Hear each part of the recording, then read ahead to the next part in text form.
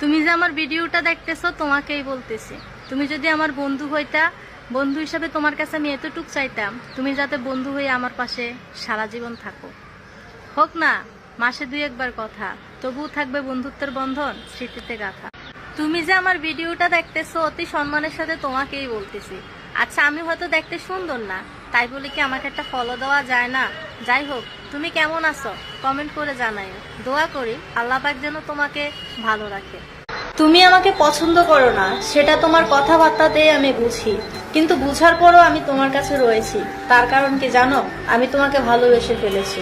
যদি তোমার মতো অভিনয় করতাম তাহলে আমিও রিপ্লাই অপমানে তুমিও আমার কাছ থেকে চলে যেতে।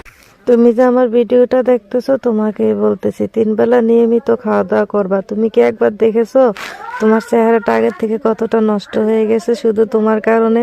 তুমি নিজের প্রতি অযত্ন আর অবহেলা করো বলে। এমন কেন তুমি?